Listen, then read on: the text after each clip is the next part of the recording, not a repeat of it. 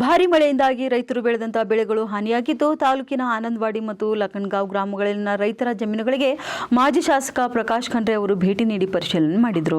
ಇನ್ನು ಹಾನಿಯ ಕುರಿತು ರೈತರೊಂದಿಗೆ ಮಾತನಾಡಿ ಮಾಹಿತಿ ಪಡೆದುಕೊಂಡಂತವರು ನೆರೆ ಮತ್ತು ಅತಿವೃಷ್ಟಿಯಿಂದ ಸಂಪೂರ್ಣವಾಗಿ ಹೆಸರು, ಉದ್ದು, ಸೋಯಾ ಬೆಳೆ ಹಾಳಾಗಿದೆ. ರೈತರ ಕೈಗೆ ಬಂದ ತುತ್ತು ಬಾಯಿಗೆ ಬಂದಿಲ್ಲ. ಸಾಲ ಸೂಲ ಮಾಡಿ ಬೆಳೆದಿರುವಂತಹ ಬೆಳೆಗಳು ಕೂಡ ಹಾಳಾಗಿದ್ದು ರೈತರು ತುಂಬಾ ಕಷ್ಟದಲ್ಲಿದ್ದಾರೆ. ಇನ್ನು ಆದ ಕಾರಣ ರಾಜ್ಯ ಸರ್ಕಾರ ಪ್ರಕೃತಿ ವಿಕೋಪದ ನಿಧಿಯಲ್ಲಿ ರೈತರಿಗೆ ಪ್ರತಿ ಎಕರೆಗೆ 40 ರಿಂದ 50 ಸಾವಿರ ರೂಪಾಯಿ ಪರಿಹಾರ ನೀಡಬೇಕು ಮತ್ತು ರೈತರ ಸಾಲ ಮನ್ನಾ ಮಾಡಬೇಕು. ಇನ್ನು ನದಿ ದಡದಲ್ಲಿರುವಂತಹ ಜಮೀನುಗಳು ನೆರೆ ಬಂದಾಗ ಜಮೀನಿನಲ್ಲಿಯ ಫಲವತ್ತಾದ ಮಣ್ಣು ಕೊಚ್ಚಿ ಹೋಗ್ತಿದೆ. ಅಂತಹ ಜಮೀನುಗಳ ರೈತರಿಗೆ ವಿಶೇಷ ಪರಿಹಾರ ನೀಡಬೇಕು ಮತ್ತು ಬೆಳೆ ವಿಮೆಯ ಕಂತು ಕಟ್ಟಿದಂತಹ ರೈತರಿಗೂ ಕೂಡ ವಿಮೆ ಹಣ ಕೊಡಿಸಬೇಕು ಎಂದು ಸರ್ಕಾರಕ್ಕೆ ಆಗ್ರಹಿಸುವುದಾಗಿ ತಿಳಿಸಿ ನಿಮಗೆ ಪರಿಹಾರ ಕೊಡಿಸುವಂತಹ ಪ್ರಾಮಾಣಿಕ ಪ್ರಯತ್ನ ಮಾಡುತ್ತೇನೆಂದು ರೈತರಿಗೆ ಧೈರ್ಯವನ್ನು ಕೂಡ ತುಂಬಿದರು.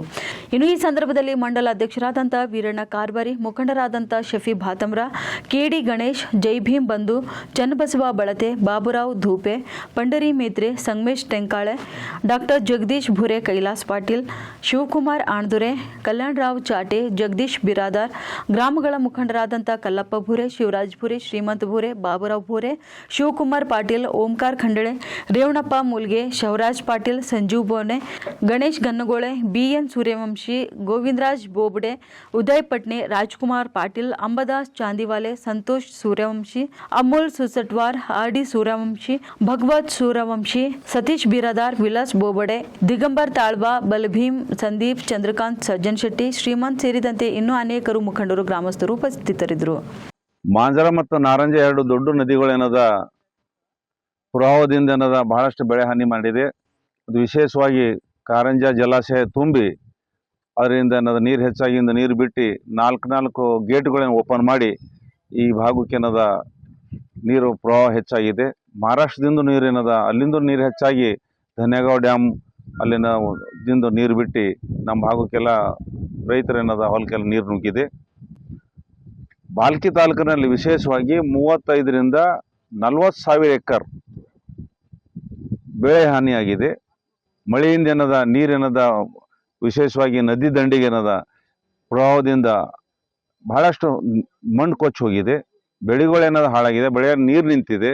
ಇದಕ್ಕೆಲ್ಲ ರಾಜ್ಯ ಸರ್ಕಾರ ವಿಶೇಷವಾಗಿ ಏನದ ರೈತರೇನದ ಸಾಲ ಮನ್ನಾ ಮಾಡಬೇಕು ಮತ್ತು 1 ಎಕರ್ಗೆ ಈ ನದಿ ದಂಡೆ ಆಗಲಿ ಈ ಹೆಚ್ಚಿನ ಏನ ಪ್ರವಾಹ ಬಂದೇನದ ನೀರು ನಿಂತಿಂದ ಏರಿಯಾಕ 50 ಸಾವಿರ ಪ್ರತಿ ಏನದ ಎಕರ್ಗೆ ಏನದ ಕೊಡುವಂಥ ಕೆಲಸ ಮಾಡಬೇಕು ಮತ್ತು 30 ರಿಂದ ಏನದ 40 ಸಾವಿರ ಎಲ್ಲ ರೈತರಿಗೆ ಏನದ 40 ಸಾವಿರ ಎಕರ್ ಏನದ ಬೆಳೆ ಹಾನಿಯಾಗಿದೆ.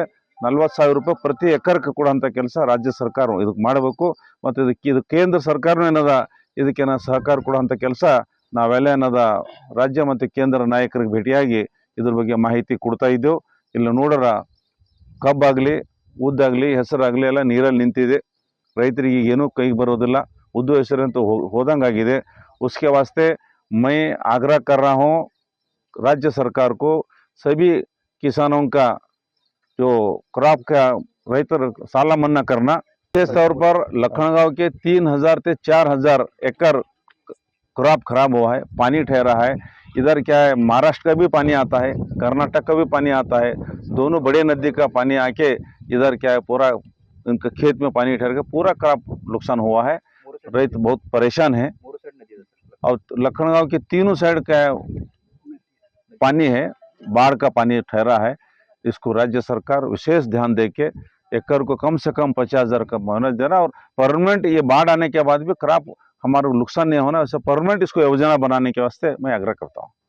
ಏನು ನೆರೆ ಬಂದು ಮತ್ತೆ ಅತಿವೃಷ್ಟಿಯಾಗಿ ಏನು ಹಾನಿಯಾಗಿದೆ, ಈ ಒಂದು ಸ್ಥಳಗಳಿಗೆ ಖುದ್ದಾಗಿ ನಮ್ಮ ಕ್ಷೇತ್ರದ ನಾಯಕರು, ಮಾಜಿ ಶಾಸಕರು, ರೈತರ ಕಣ್ಮಣಿ, ಬಡವರ ಕಣ್ಮಣಿ ಆಗಿರ್ತಕ್ಕಂಥ ಸನ್ಮಾನ್ಯ ಶ್ರೀ ಪ್ರಕಾಶ್ ಖಂಡ್ರೆ ಅವರು ಬೆಂಗಳೂರಿನಿಂದ ರಾತ್ರಿ ಬಂದ ತಕ್ಷಣ ಬೆಳಿಗ್ಗೆ ನಾವು ರೈತರ ಹತ್ರ ಹೋಗೋಣ ಅಂತೇಳಿ ಮಂಡಲ ಅಧ್ಯಕ್ಷ ಆದ ನನಗೆ ಸೂಚನೆ ಕೊಟ್ಟರು. ಸೊ ಎಲ್ಲ ಕಡೆ ಇನ್ನೂ ನೀರಿದೆ. ಅವರು ಕೊಟ್ಟಿರೋ ಸೂಚನೆ ಮೇರೆಗೆ ಈಗ ಸದ್ಯದಲ್ಲಿ ಒಂದು 2 ಸ್ಥಳದಲ್ಲಿ ಆನಂದವಾಡಿ ಮತ್ತೆ ಲಖನ್ಗಾಂವ್ 2 ಗ್ರಾಮಕ್ಕೆ ಭೇಟಿ ಕೊಡ್ತಕ್ಕಂಥ ಕೆಲಸ ಮಾಡಿದೀವಿ. ಈ ಸಂದರ್ಭದಲ್ಲಿ ಏನ್ ಹೇಳಕ್ ನಾನು ಇಷ್ಟಪಡ್ತಾ ಇದ್ದೀನಿ ಅಂದ್ರೆ 1999ರಲ್ಲಿ ಏನು ಪ್ರಕಾಶ್ ಖಂಡ್ರೆ ಅವರು MLA ಆಗಿದ್ರು, ರೈತರ ಬಗ್ಗೆ ಏನ್ ಕಾಳಜಿ ಇದೆ ಅನ್ನೋದು ಅವ್ರು ಆ ಟೈಮಲ್ಲೇ ತೋರಿಸಿದ್ದಾರೆ. ಮೊದಲನೇ ಬಾರಿ MLA ಆದ ತಕ್ಷಣ ರೈತರಿಗೆ ಬೇಕಾಗಿರುತ್ತ ನೀರಿನ ಸವಲತ್ತುಗಳು, ಬ್ರಿಡ್ಜ್ಗಳು, ಬ್ಯಾರೇಜ್ಗಳೆಲ್ಲ ಮಾಡಿ ಅನೇಕ ಹಳ್ಳಿಗಳಿಗೆ ಸಂಪರ್ಕ ಅಂತ ರಸ್ತೆಗಳು ಮಾಡಿಕೊಟ್ಟಿದ್ದಾರೆ. ಕೆಲವೊಂದು ಕಡೆ ಅವ್ರು ಮಾಡಿರ್ತಕ್ಕಂಥ ಬ್ರಿಡ್ಜ್ಗಳಲ್ಲಿ ಬ್ಯಾರೇಜ್ಗಳಲ್ಲಿ ನೀರು ನಿಲ್ಸ್ತಕ್ಕಂಥ ಕೆಲಸನೂ ಕೂಡ ಈಗಿರ್ತಕ್ಕಂಥ ಸಚಿವರು ಮಾಡ್ತಾ ಇಲ್ಲ. ಒಳ್ಳೆ ರಸ್ತೆಗಳನ್ನು ಕೊಡಿಸ್ತಾ ಇಲ್ಲ. ಮತ್ತೆ ಜನರೇನ್ ಹೇಳ್ತಾ ಇದ್ದಾರೆ ಅಂದ್ರೆ ಪ್ರಕಾಶ್ ಖಂಡ್ರೆ ನಮ್ಮ ನಾಯಕರಾಗಬೇಕು, ಬಾಲ್ಕಿ ಉದ್ಧಾರ ಆಗ್ಬೇಕಾದ್ರು, ರೈತರ ಉದ್ಧಾರ ಆಗ್ಬೇಕಂದ್ರೆ ಪ್ರಕಾಶ್ ಖಂಡ್ರೆ ಮತ್ತೆ ಬೇಕಂತ ಕೂಗ್ ಬರ್ತಾ ಇದೆ. ಮತ್ತೆ ಅಷ್ಟೇ ಕಾಳಜಿಯಿಂದ ಇವತ್ತು ಕೂಡ ಪ್ರಕಾಶ್ ಖಂಡ್ರೆ ಅವರು ಪ್ರತಿಯೊಂದು ಹಳ್ಳಿಗೆ ಹೋಗ್ಲಿಕ್ಕೆ, ಪ್ರತಿಯೊಂದು ರೈತರ ಸಂಪರ್ಕ ಮಾಡ್ಲಿಕ್ಕೆ ಅವ್ರ ಮನಸ್ಸು ಏನಂತಂದ್ರೆ ಬಹಳ ಚಡ್ಪಡಿಸ್ತಾ ಇದೆ. ರೈತರ ಹಾನಿ ನೋಡಿ ಅವರು ರಾತ್ರಿ ಎಲ್ಲ ಹೇಳ್ತಾ ಇದ್ದಾರೆ ರೈತರಿಗೆ ಎಷ್ಟು ಹಾನಿ ಆಗಿರ್ಬೋದು, ಪ್ರತಿಯೊಂದು ಅಧಿಕಾರಿಗಳಿಂದ ಮಾಹಿತಿ ತೊಗೊಳ್ತಾ ಇದ್ದಾರೆ. ನಾನು ಮಂಡಲ ಅಧ್ಯಕ್ಷನಾಗಿ ತಮಗೆ ಏನ್ ಹೇಳ್ಬೇಕಂತ ಇದ್ದೀನಿ ಅಂದ್ರೆ, ನಮ್ಮಲ್ಲಿ ದಿಗ್ಗ ನಾಯಕರು ವಿರೋಧ ಪಕ್ಷದಲ್ಲಿ ಇದ್ದಾರೆ. ಇವಾಗ ಇವರು ಸರ್ಕಾರದ ಮೇಲೆ ಒತ್ತಡ ಹಾಕ್ಲಿಕ್ಕೆ ಯಾವುದರಲ್ಲೂ ಕೂಡ ಕಡಿಮೆ ಇಲ್ಲ. ಅದು ಸರ್ಕಾರದ ಮೇಲೆ, ಜಿಲ್ಲಾ ಉಸ್ತುವಾರಿ ಸಚಿವರ ಮೇಲೆ, ಸಂಬಂಧಪಟ್ಟ ಅಧಿಕಾರಿಗಳ ಮೇಲೆ ಒತ್ತಡ ತಂದು ಈ ಭಾಗದಲ್ಲಿ ಅಷ್ಟೇ ಅಲ್ಲ, ಇಡೀ ತಾಲೂಕಿನಲ್ಲಿ ಏನೇನು ಹಾನಿಯಾಗಿದೆಯೋ ಆ ಎಲ್ಲರಿಗೂ ನ್ಯಾಯ ಕೊಡಿಸ್ತಕ್ಕಂಥ ಕೆಲಸ, ಅವ್ರು ಎಲ್ಲರಿಗೂ ಪರಿಹಾರ ಕೊಡಿಸ್ತಕ್ಕಂಥ ಕೆಲಸ ಮಾನ್ಯ ಪ್ರಕಾಶ್ ಖಂಡ್ರೆ ಅವರು ಹಗಲಿರುಳು ಶ್ರಮಿಸಿ ಅಧಿಕಾರಿಗಳನ್ನು, ಮುಖ್ಯಮಂತ್ರಿಗಳನ್ನ ಎಲ್ಲರನ್ನು ಭೇಟಿಯಾಗಿ, ವಿರೋಧ ಪಕ್ಷ ನಾಯಕರನ್ನು ಭೇಟಿಯಾಗಿ ನಿಮಗೆ ಪರಿಹಾರ ಕೊಡಿಸ್ತಕ್ಕಂಥ ಪ್ರಾಮಾಣಿಕ ಪ್ರಯತ್ನ ಮಾಡ್ತಾ ಇದ್ದಾರೆ ಅಂತ ಈ ಸಂದರ್ಭದಲ್ಲಿ ಹೇಳ್ತಾ, ತಾವು ಯಾರು ಎದೆಗುಂದಬೇಡಿ. ನಮ್ಮ ಜೊತೆ ಪ್ರಕಾಶ್ ಖಂಡ್ರೆ ಅವರು ಧೀಮಂತ ನಾಯಕರಿದ್ದಾರೆ. ಅವರು ಎಲ್ಲಿವರೆಗೆ ರೈತರ ಬೆನ್ನೆಲುಬಾಗಿ, ಬಡವರ ಬೆನ್ನೆಲುಬಾಗಿ ಇರ್ತಾರೆ. ತಾವು ಯಾರು ಎದೆಗುಂದಬೇಡಿ. ತಮಗೆ ಏನ್ ಸರ್ಕಾರದಿಂದ ಸಿಗ್ಬೇಕು ಅದು ಡೆಫಿನೆಟ್ ಆಗಿ ಕೊಡಿಸ್ತಾರಂತ ಈ ಸಂದರ್ಭದಲ್ಲಿ ನಾನು ಹೇಳ್ತೀನಿ.